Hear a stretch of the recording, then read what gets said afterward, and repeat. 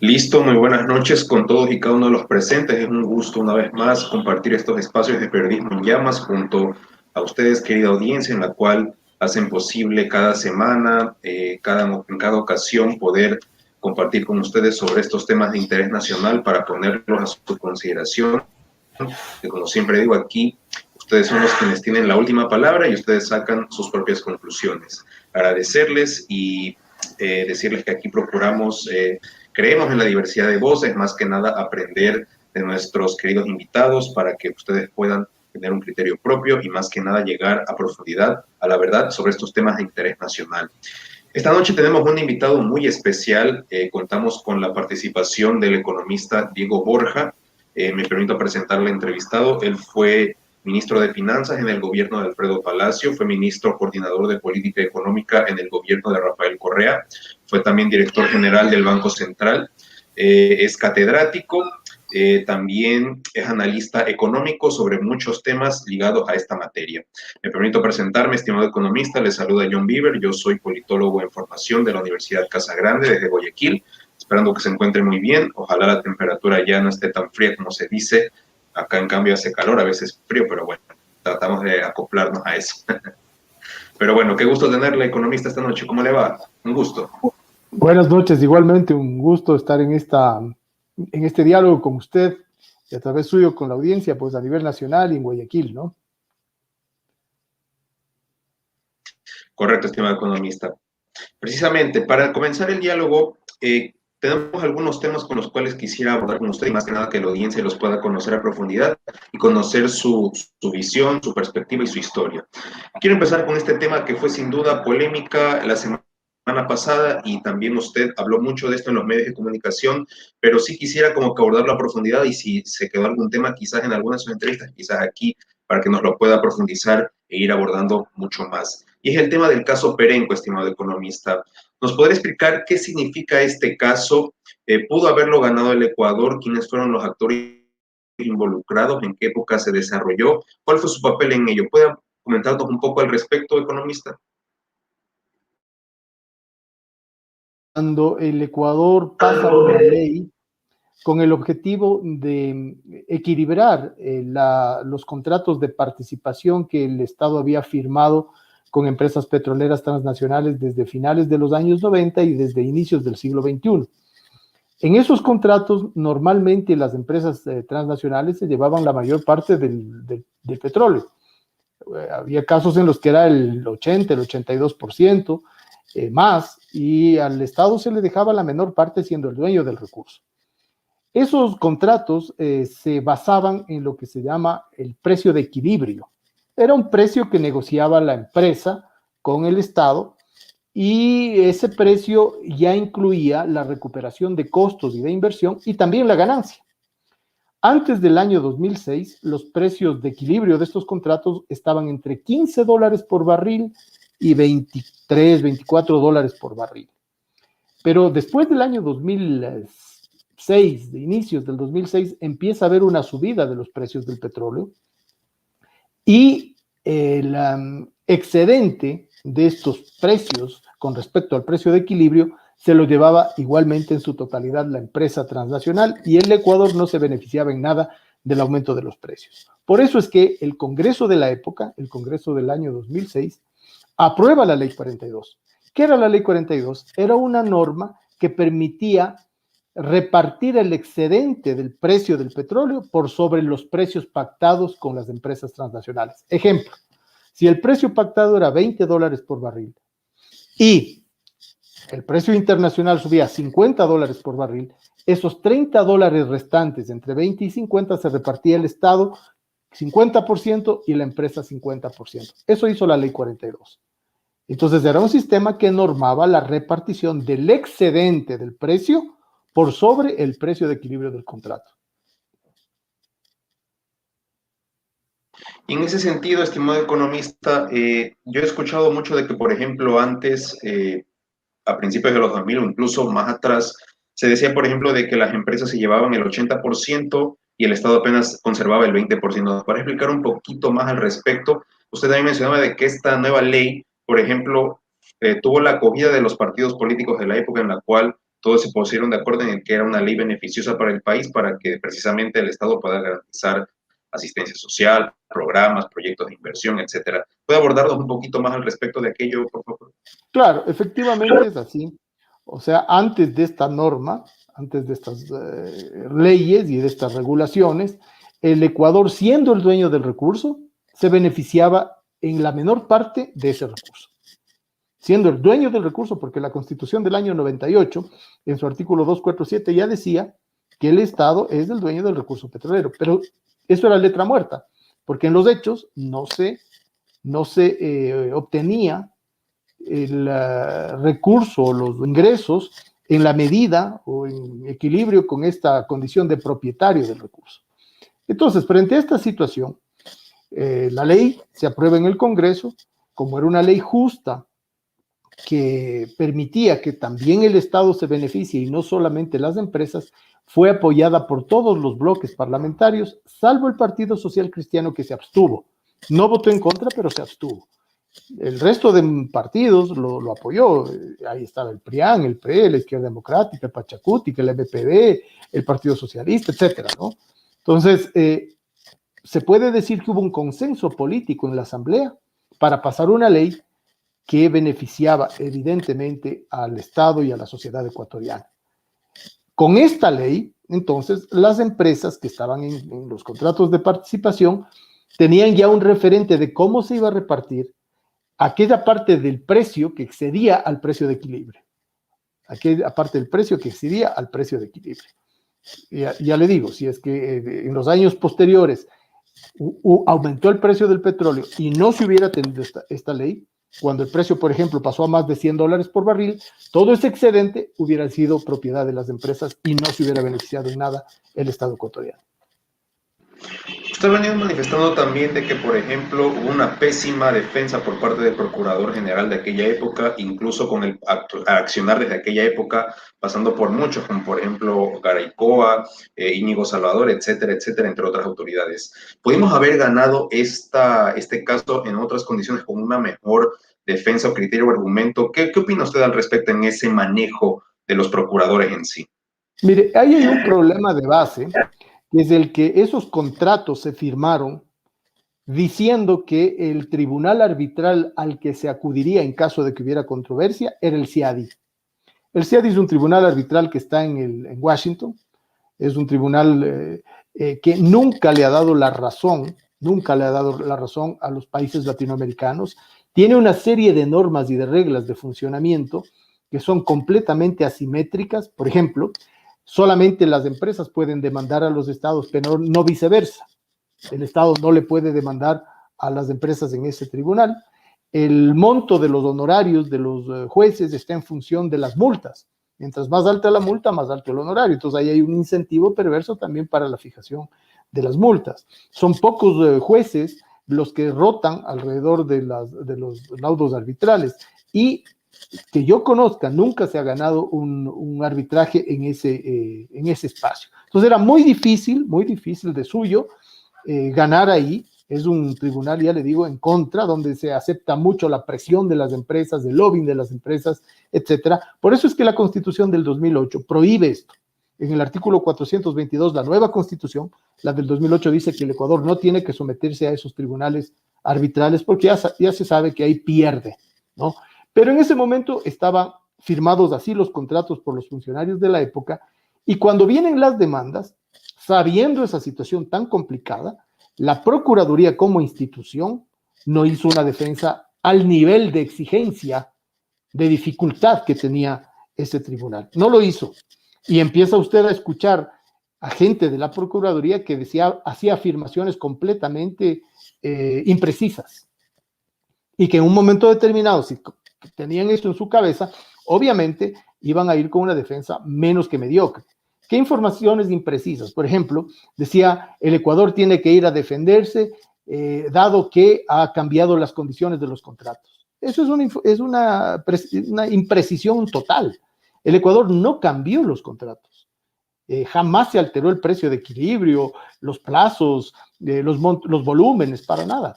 Lo que el Ecuador hizo, además, atendiendo al artículo 71 de la ley de hidrocarburos de esa época, Lo que hizo es regular la forma en la que se repartía un excedente enorme del precio, que en ese momento empezó, como le decía, a subir a 30, 40, 50 y más dólares por barril.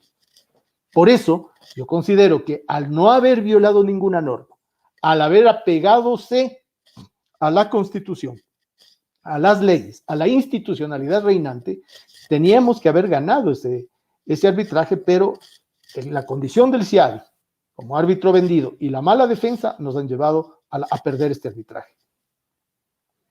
Correcto. ¿Y usted cómo recuerda en aquella época? Justamente se daba también el famoso caso Occidental, cuando el Estado ecuatoriano tuvo que enfrentarse a esta empresa en la cual vemos que, por ejemplo, se trataba de tratar de, por ejemplo, ocupar estos campos petroleros que era, si la memoria no me es infiel, Eden Yimucocha y Lenenturi, si la memoria no me es infiel, y vemos que, por ejemplo, representaban una producción muy lucrativa en términos de barriles petroleros, pero vemos que, por ejemplo, el Ecuador terminó perdiendo este caso en el cual tuvo que pagarle 1.000 millones después a la empresa, pero se ahorraban 30.000 millones de dólares en el tema de producción de barril de petróleo. ¿Cómo usted recuerda este caso Occidental? ¿Cree que se parece al caso Perenco o cuáles son las similitudes y diferencias que usted encuentra en esos dos casos?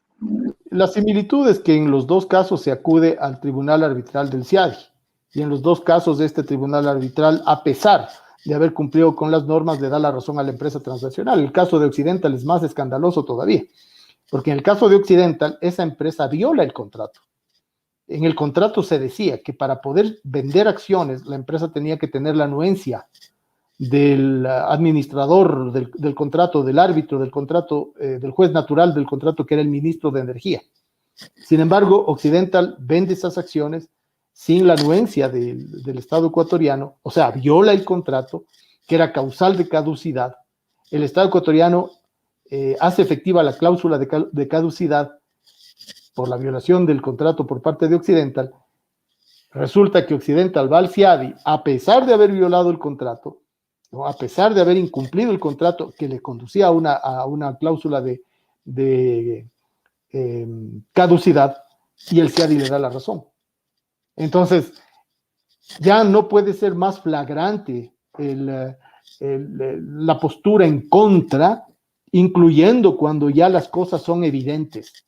Si el propio contrato decía que al violarlo, el perjuicio para el Estado significaba caducidad, si a pesar de eso el CIADI le da la razón, ¿qué puede esperar usted de otro tipo de normativas internas que a sus jueces además ni las conocen, porque vienen de otras realidades, con otro tipo de concepciones jurídicas, etcétera? Entonces, evidentemente, era muy complicado ganar ahí, pero ahí hay una responsabilidad de los funcionarios que aceptaron contratos con esos tribunales arbitrales que son hostiles al Ecuador, por decirlo menos. Correcto. Y quiero pasar a otro tema que me parece sumamente interesante y que es sujeto de debate. Es la famosa ley del FEICE, estimado economista, que durante el gobierno de Alfredo Palacio en el año 2006 se creó esta ley como parte de crear estos fondos de contingencia y estabilización petrolera para tratar de que esto vaya destinado a los proyectos de infraestructura, de los sectores energéticos y estratégicos, etcétera. Le pregunto, estimado economista, ¿por qué al cabo de poco tiempo, en la siguiente administración, en el caso del gobierno del presidente Correa, se decidió derogar esta ley, ya que la política del presidente Correa en aquella época era privilegiar más la inversión y él se refería como, por ejemplo, esos fonditos que están ahí como que la plata está ahí, pero no se la utiliza para estos proyectos? Entonces, ¿por qué se la derogó a la final, estimado economista? ¿Cuáles fueron las razones que motivaron al presidente en aquella época de eliminar esa ley? Bueno, pongámonos también en el escenario de esa época. Se acababa en el año 2006 de recuperar de alguna manera la participación del Estado en el excedente petrolero. Eso era muy importante porque si no se hubiera contado con esos recursos, no se hubiera podido avanzar ni en educación, ni en salud, ni en la disminución de la pobreza, ni en la disminución de la pobreza extrema, ni en la renegociación de la deuda ventajosa para el Ecuador que se hizo en el 2009, etcétera. No se hubiera podido porque no se hubiera tenido los recursos, ¿no? Entonces se estaban recuperando los recursos petroleros para el Estado ecuatoriano, y en ese contexto nosotros decidimos cambiar un esquema que era del gobierno anterior, del gobierno de Lucio Gutiérrez, en el cual en los fondos de esto se llamaba FEIDEP. Era un fondo cuyo destino básicamente era el pago de la deuda externa. Se acumulaban recursos provenientes de la venta petrolera y se los utilizaba en su gran mayoría, no recuerdo el porcentaje, si era 70 o 60%, en su gran mayoría, se lo destinaba a garantizar el pago de la deuda, ¿no? ¿Qué es lo que hacemos nosotros? Decimos, bueno, el Ecuador tiene acuciantes necesidades en el área de educación, en el área de salud, en el área de infraestructura eléctrica, etcétera, etcétera, y por tanto, estos recursos que se originan en la riqueza petrolera, porque el concepto es el siguiente: cuando usted vende el petróleo, se está deshaciendo de riqueza, se está deshaciendo de la riqueza del subsuelo, está perdiendo riqueza. Si esa riqueza usted no la convierte en nueva inversión, virtualmente está dilapidando su riqueza. Entonces, ¿cuál era el concepto del FEICE? Básicamente era reinvertir esos recursos, construirlos como capital, como nuevo capital, ampliar el capital social del Ecuador en educación, en salud, en infraestructura, etcétera, y por eso se dice, estos fondos van a servir para estos fines, en vez de servir para el pago de la deuda externa. Correcto, estimado economista, pero en ese sentido, si bien es cierto, como usted dice, servían para el tema de infraestructura, salud, educación, etcétera, ¿por qué se la decidió eliminar? Porque muchos, bueno, en el caso de los detractores del presidente Correa decían de que, por ejemplo, en el caso del terremoto nos hubieran servido, por ejemplo, los fonditos, nos hubiera servido la ley del FEICE, o para el tema de la pandemia nos hubieran servido esa ley para tratar de atajar las problemáticas que tenemos. Entonces, ¿cómo entender esto, estimado economista? Bueno, la verdad se ha dicho, el Ecuador tenía un retraso gigantesco en la inversión pública. Hasta ese momento la inversión pública era minúscula. Por eso es que tenía tantas necesidades retrasadas del Ecuador. Tenía muchas necesidades en educación, en salud, en infraestructura y tal. Entonces, lo que usted hace, a juicio del presidente Correa, que además era el presidente democráticamente electo, con una plataforma programática que decía que iba a hacer eso, ¿qué hace el presidente? Dice, a ver, el Ecuador necesita en este momento ampliar su capital. Por tanto, los recursos provenientes del petróleo se van a utilizar para inversión. Entonces, inversión en infraestructura, en carreteras, inversión en ampliar la capacidad eléctrica del país, inversión en educación, inversión en salud. Acordémonos también que la Constitución del 2008 le empieza a poner al Ecuador una serie de normas constitucionales que implicaban asignaciones de recursos. Por ejemplo, la Constitución dice que el gasto o la inversión en salud no puede ser menos del 4% del PIB y que la inversión en educación no puede ser menos del 6% del PIB. Entonces, ¿cómo se podría cumplir con esos preceptos, incluso constitucionales, si no se utilizaban los recursos para ese fin? ¿No? Claro, ahí puede ser controversial en el sentido de decir, bueno, era probablemente previsivo guardar ese dinero para momentos de complejidad como un terremoto, un desastre y tal. Claro que sí, pero usted no estaba en un momento de holgura. No es que usted ya tenía cubiertas las necesidades y podría haberlo dedicado esos recursos para un fondo. No, usted tenía que cumplir primero con necesidades acuciantes que tenía la población.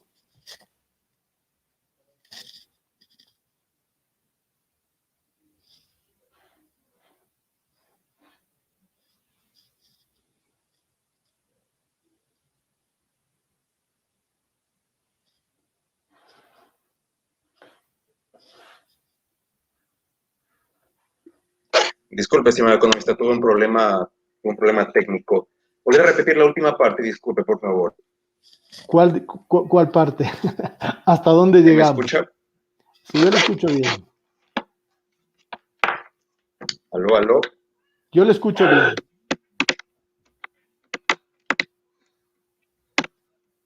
¿Ahí me escucha, economista? Yo le escucho bien.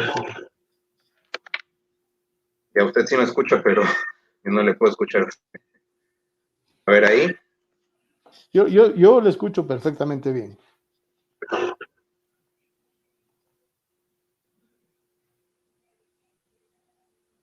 No sé si usted me escucha a mí. A ver, ahí. Ya, listo. ¿Podría volver a repetir la última pregunta, estimado economista? Disculpe, claro, lo acerca de esto del FEICE, por favor. En la última parte yo le decía que podría ser controversial a juicio de determinadas personas en el sentido de decir, bueno, podría haberse guardado ese dinero proveniente del recurso petrolero en fondos para ser usados en momentos de crisis o en momentos de un desastre y tal. Claro, pero eso usted lo hace una vez que usted tiene cubiertos los requerimientos básicos de un país en las áreas de educación, de salud, de infraestructura, situación que no era la del Ecuador. Había un retraso enorme en la inversión porque los gobiernos anteriores no habían hecho. Y por eso teníamos niveles de pobreza del orden del 40%, pobreza extrema que superaba el 15%. Si no se hubieran utilizado estos recursos para ese tipo de acciones de beneficio social, la pobreza hubiera seguido siendo muy alta. Pero resulta que no fue así. A final del gobierno del presidente Correa, en el año 2017, estábamos con un nivel de pobreza del 22%, o sea, había bajado del 40 al 22%. Es una disminución enorme, probablemente la disminución más alta en América Latina en toda esa época. Claro que llega Moreno y otra vez la pobreza, él deja un país con una pobreza del 33%.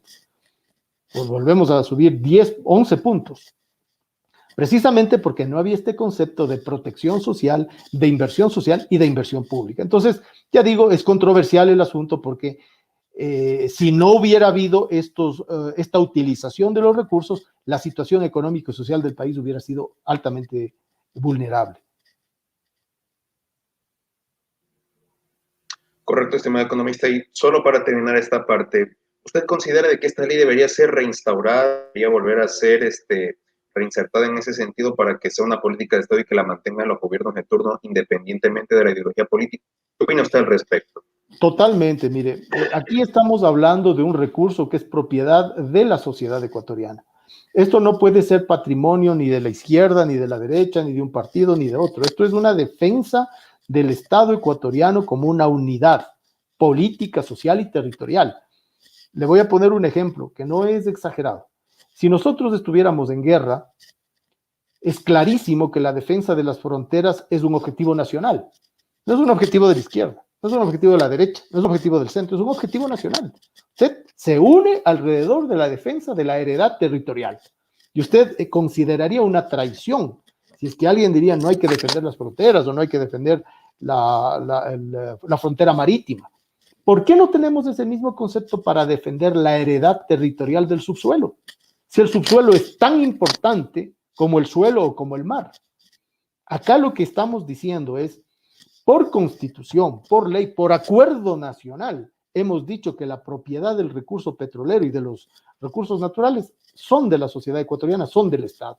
¿Por qué no tenemos esa actitud de defensa independientemente del color político, de las banderas y tal? No, esto es un tema de beneficio para todo el país y por tanto la defensa del Ecuador tendría que ser una política de Estado, sea el procurador Garaycoa o Diego García o Íñigo Salvador o quien sea. Pero esa política no ha habido lastimosamente porque priman intereses personales, odios, priman posturas egoístas y qué sé yo, incluso hasta intereses, ¿no? Correcto, estimado economista. Solo quiero hacer un paréntesis. Tenemos una interesante visualización a esta hora. Por ejemplo, tenemos saludos de Loreste Vivanco Mendoza, Giselle Marín. Aquí tenemos una pregunta que le un televidente, un internauta. Iván Santiago le dice saludos. ¿Cómo subir la producción de petróleo ahora que el precio está sobre los 60 dólares? Pero el Estado no quiere dar dinero para explotar y quiere entregar a empresas privadas. Esta es la pregunta, Iván Santiago. Mire, es que es algo simplemente absurdo. En la pregunta del compañero está la respuesta también. El negocio petrolero es un negocio que es rentable por excelencia. Por eso es que incluso cuando se modifican estos términos de la repartición del excedente, las empresas permanecen en el Ecuador, porque tenían ganancias gigantescas con los precios de equilibrio de los contratos que estaban entre 15 y 20 dólares por barril. Entonces, si es tan rentable, ¿cómo no se va a invertir en lo que haya que invertir para explotar ese recurso y beneficiarle al Estado ecuatoriano? Obviamente, sin que eso signifique perjuicios ambientales, porque eso también hay que decirlo. Hay que decirlo. Los perjuicios ambientales producto de la explotación petrolera pueden ser a ratos más grandes que lo que se obtiene del recurso en sí mismo, ¿no? Entonces, cuando ya hay yacimientos que están en explotación, que son joyas incluso de la corona. ¿Cuál es la lógica para entregar eso al capital privado? Se dice, el Estado no tiene recursos para eso. Pero si es que la inversión estatal le va a generar a usted una rentabilidad muchísimo más alta que la inversión, ¿no cree usted que conviene destinar recursos públicos para hacer esa inversión, obtener el recurso y con el recurso obtenido beneficiar a la gente? No hay una lógica en pretender privatizar o concesionar la explotación petrolera cuando es un negocio, como le digo, extremadamente rentable para el país. Correcto, estimado economista. Ahora, había una inquietud que tenían antes y no me pegar de aquello, que es justamente por estas épocas del 2006, 2007 y 2008. Le quiero preguntar a usted, ¿cuál es su posición o qué opina usted al respecto de los bilaterales de protección de inversión? Le pregunto esto porque, por ejemplo, aquí hemos tenido varios analistas donde han dicho, por ejemplo, de que ya en 2007 feneció este tratado bilateral de protección de inversión al cual está sujeto el Ecuador. Y muchos han criticado esto porque dicen de que las usan mucho esta normativa como tal o este cuerpo legal con la cual pueden demandar al Estado para que se les puedan indemnizar y puedan hacer usufructo o aprovecharse de aquello. Le quiero preguntar a usted al respecto, ¿qué opina de estos tratados bilaterales de protección de inversión? Son completamente perniciosos. Son completamente perniciosos para el Ecuador. Además, es falso el argumento que si es que no se tienen estos tratados bilaterales de inversión, estos TBIs, la inversión no viene. No, la inversión no viene por otras razones. Si es que hay oportunidades, si es que hay un contexto macroeconómico de crecimiento, si es que hay los suficientes incentivos económicos, va a venir la inversión, como ha sucedido en los últimos años, incluso en los momentos en los cuales el Ecuador ha denunciado estos tratados. Y además hay otro elemento, por ejemplo, el acudir a estos centros de arbitraje, donde sí o sí va a perder el Ecuador los arbitrajes, se contempla en los tratados bilaterales de inversión. Entonces, ¿por qué vamos nosotros a suscribir algo que ya sabemos que nos es perjudicial? Es una política más bien en contra de los intereses del Estado ecuatoriano, sabiendo ya que hay una experiencia que es negativa. ¿Por qué si ya tenemos una experiencia negativa, vamos a seguir insistiendo en algo que nos es perjudicial? Solamente porque hay intereses que no son los del pueblo ecuatoriano, no son los de la mayoría, no son los del Estado. Correcto, ministro.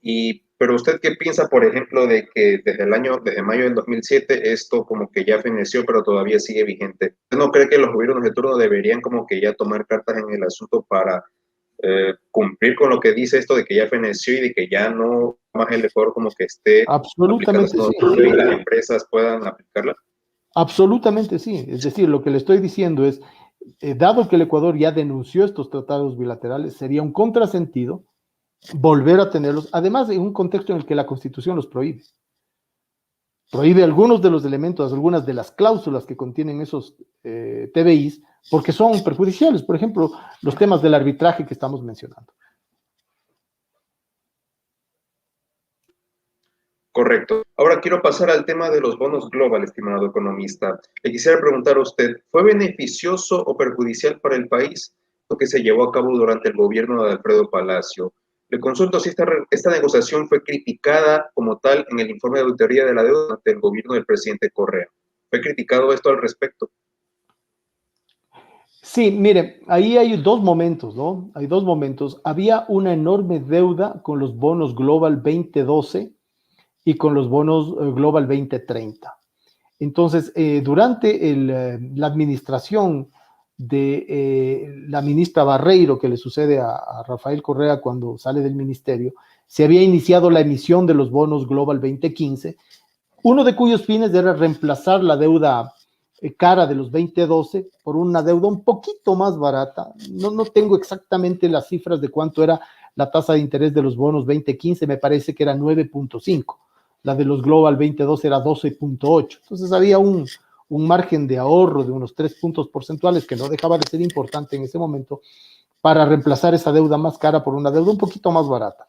Pero evidentemente la renegociación que fue la renegociación adecuada fue la del 2009, cuando el Ecuador, atendiendo precisamente a procesos de mercado, por eso es que ni el Fondo Monetario Internacional lo pudo criticar, recompra la deuda con una tasa de descuento elevada.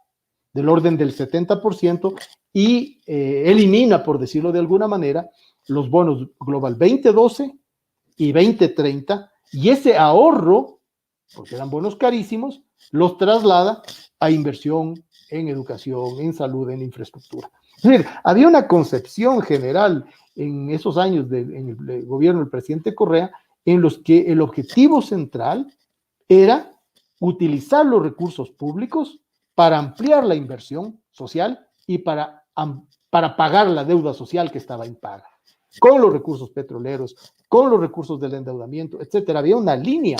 Por eso es que el Ecuador duplica o más que duplica el crecimiento de la economía durante el periodo del presidente Correa, porque había un concepto del retraso general que tenía la economía en cuanto a inversión, en cuanto a deuda social, que no se había pagado y que ese gobierno decide iniciar el pago. Baja la pobreza, disminuye la inequidad, disminuye la pobreza extrema, mejora el empleo adecuado, crece la economía, etcétera. Era un concepto general.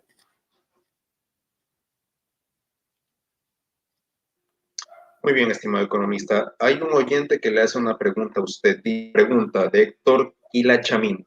¿El gobierno del presidente Moreno revirtió o cambió los márgenes de ganancias de los contratos petroleros? Le hace Héctor Quilachamín. Así fue, así fue. En la ley de fomento, mal llamada ley de fomento productivo que pasó en el 2018, hace una mención a la repartición en caso de que hubieran contratos de participación que ya creo que ya no existen, o si existe es algo muy marginal, en la cual el 12% sería para el Estado ecuatoriano. Imagínense ustedes. Claro, ya le digo, casi no hay porque el grueso de los contratos que mantiene el Estado son contratos de prestación de servicios, que es otra lógica. En el contrato de prestación de servicios, el Estado establece con la empresa un precio de referencia.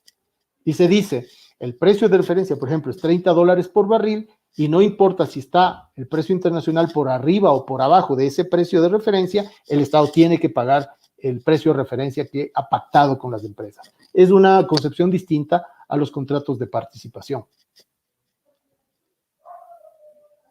Estimado economista, en ese sentido, con esta ley de fomento productivo que fue promulgada en 2018, ¿se restableció esta figura de los pares o ya antes habían otras leyes que la defendían o no en ese sentido? No, mire, en el año 2010, si yo no me equivoco, se cambian los contratos de participación a los contratos de prestación de servicios. Eso es un proceso en el cual el Estado pacta, ¿no?, con las empresas y se hace esta modificación contractual. Algunas empresas aceptaron este cambio, otras no, pero se cambia la lógica, ¿no? Entonces, en cualquier caso, aquí el concepto es claro. No importa si son contratos de participación o si son contratos de prestación, lo que el Ecuador, lo que el Estado ecuatoriano tiene que defender es la posibilidad de obtener del recurso petrolero la mayor parte del beneficio. Porque es del dueño. Porque es del dueño. De eso no hay que olvidarse. Entonces, si hay contratos de participación con precios referenciales muy altos, eso no es conveniente para el país. Porque en un contexto como el que vivimos al inicio de la pandemia, cuando caen los precios internacionales del crudo, como tenemos un precio referencial ya pactado que es alto, así el precio de venta de nuestro crudo esté por debajo del precio referencial, tenemos que seguir pagando un precio referencial alto. Entonces, es muy importante que la negociación petrolera tenga como concepto fundamental la defensa del recurso natural que es propiedad de la mayoría de los ecuatorianos. No de la mayoría, es propiedad de todos los ecuatorianos. Correcto, señor economista. Aquí tenemos otro que le hace una pregunta a usted. Vicente Mafra le pregunta, ¿cuál es la deuda externa luego de la administración de Rafael Correa? La deuda que el propio presidente Moreno, ¿no?, la deuda que el propio presidente Moreno reconoce ante el Fondo Monetario Internacional corresponde al 39% del PIB. Toda esa repetición a ratos como loras de que la deuda que dejó correr era el 70%, que no sé qué, resulta que el momento de entregar las cifras al Fondo Monetario era el 39%, estaba por debajo del 40% que se había dicho que se violó ese techo. Eso es lo que oficialmente se entregó al Fondo Monetario.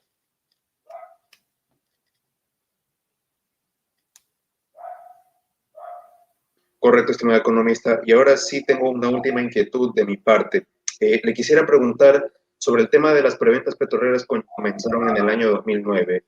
¿Fueron buenas, malas? Se dice de que esto implica renunciar soberanía en términos, por ejemplo, de dar petróleo a este gigante asiático como tal. ¿Qué opinión le merita usted al respecto, estimado economista, sobre este tema? Primero tenemos que ser muy precisos con los nombres que les ponemos a los procesos, ¿no? Esa no fue una preventa. Una preventa tiene el siguiente concepto. Usted va a vender, por decirle, 100,000 barriles diarios durante el próximo año. Entonces usted fija el precio del barril al precio del día. Digamos que el precio del día sea $70 por barril. Usted se ve obligado a venderle durante todo ese año a $70 por barril, independientemente que pase con el precio afuera, ¿no?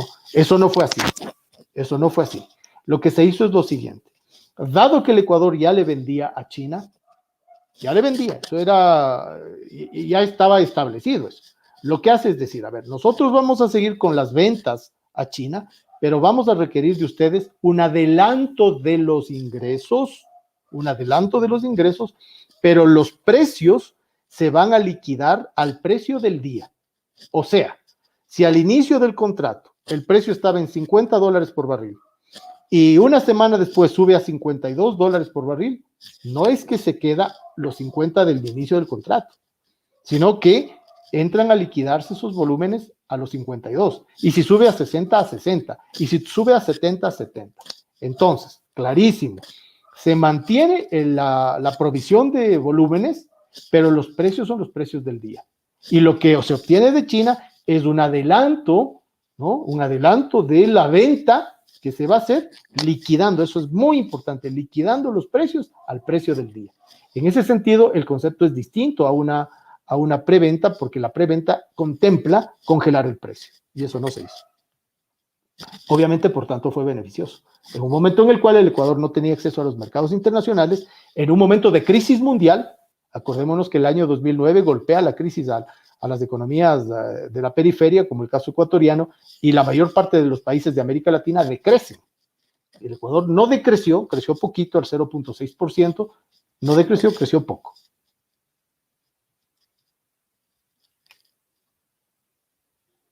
Correcto, economista. Y ahora sí, la última pregunta de parte de un internauta. Iván Santiago le dice, ¿se podrían eliminar los contratos de participación de ciertas empresas que están ahora en el país, ya que no han subido la producción? ¿Se caería en esta famosa ley 042? Le pregunta. No, porque como les decía hace un momento, me parece, no les puedo dar el dato exacto, pero me parece que ya no quedan contratos de participación, y si quedan son muy marginales. Los que están vigentes ahora son contratos de prestación de servicios.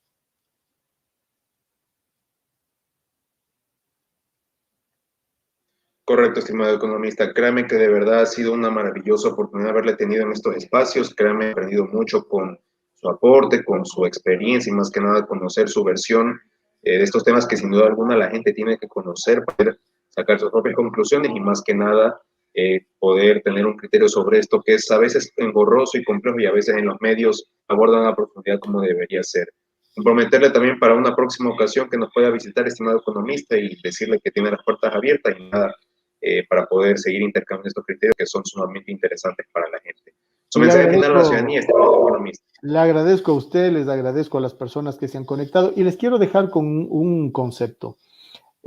Así como defendemos con todo el celo, con todo el compromiso, con todo el patriotismo, las fronteras territoriales y las fronteras marítimas, con el mismo celo tenemos que defender los recursos del subsuelo, porque son parte de esa heredad territorial. No podemos tener una distinción tan dramática entre el concepto de defender las fronteras y el concepto de laxo de no defender la frontera del subsuelo y de sus recursos, de su riqueza, que es propiedad de todos los ecuatorianos.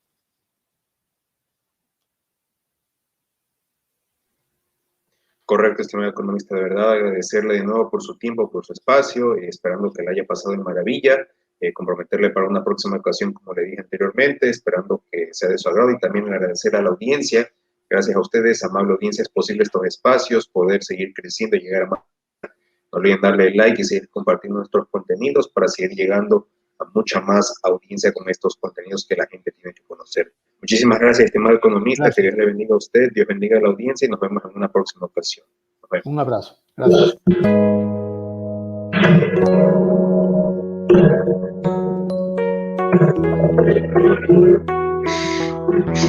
Ya casi no le escuché nada.